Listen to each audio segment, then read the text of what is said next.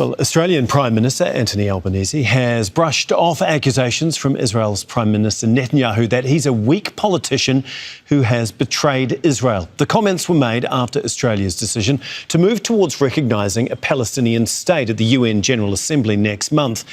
Australian Home Affairs Minister Tony Burke defended his country's position.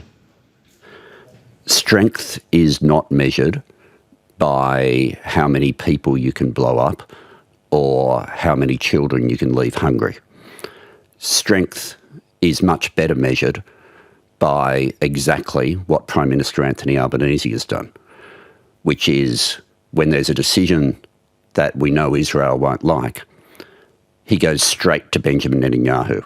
He has the conversation, he says exactly what we're intending to do, but to say to the Palestinian people, who at the moment must be feeling so invisible to the world, to say you are not invisible, we see you, we will recognise you, and that we will take the action that Australia has always believed needed to be taken, which is that we have two states, an Israeli state and a Palestinian state, both secure, both recognised, both safe.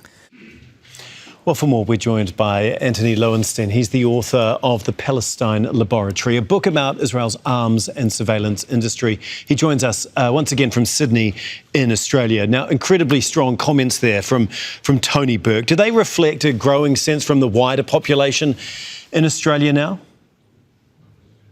They do, and I certainly welcome Tony Burke's comments. But again, what we've seen, particularly in the last 6 months, is a ratcheting up of strong rhetoric from Anthony Albanese, the Foreign Minister Penny Wong, and Tony Burke, and various other ministers, and I welcome those. But the problem is that this is largely talk. Yes, Australia announced a few weeks ago we're going to recognise a Palestinian state, which no one quite knows what that actually means practically.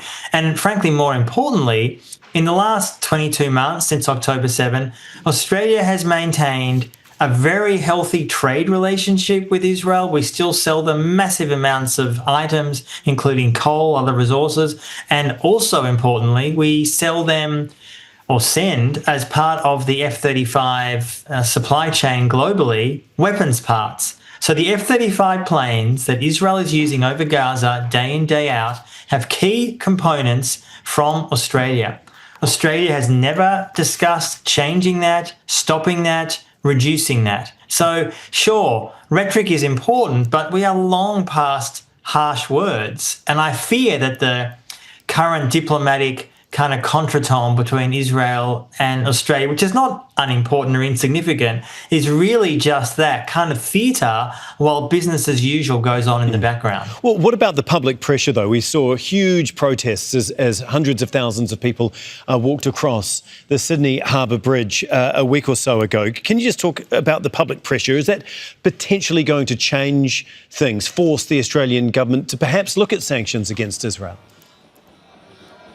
The Australian public undeniably is shifting, and recent polls show that the majority of Australians who are asked support Palestinians and are utterly disgusted by what Netanyahu and his government are doing. And that's reflected in, frankly, most Western countries, including the US, when people are polled. And yes, I think that march over the Harbour Bridge, I was there and I spoke, was an incredible show of strength. I mean, 300,000 people in a city of, say, 5 million in Sydney, which is where I live, is remarkable. It's a huge number of people. But a lot of people on that protest were very aware that the Albanese government still sells weapons parts to Israel, that is still involved deeply in weapons trade, is selling items to Israel. So I'd hope that public pressure would make a difference. But of course, the wider context briefly is also this. Australia, in many ways, has never really had an independent foreign policy. We are often dictated to by Washington. Now, yes, obviously what Australia is doing now is clearly against Washington's wishes, but in general, we don't make independent decisions. We are making decisions in this case with recognising Palestine based at least partially on what England and France and Canada have done. And I think what the Australian government is hoping, and I think they're delusional if they believe this, is that by recognising Palestine, again, whatever that means, that'll appease public anger. But people are seeing every day on their phones the reality of what Israel is doing in Gaza and the West Bank, which is mass slaughter, starvation, and just horrors. And they don't really accept that the Australian government's doing enough. So, yeah, strong rhetoric is important, but we need way more than that. Tangible action. Antony, as always, fantastic to get your thoughts. Antony Loewenstein for us out of Sydney. Thank you. Don't miss out. Get the full picture. Subscribe to Al Jazeera for reliable news, expert insight. Like, share, stay ahead.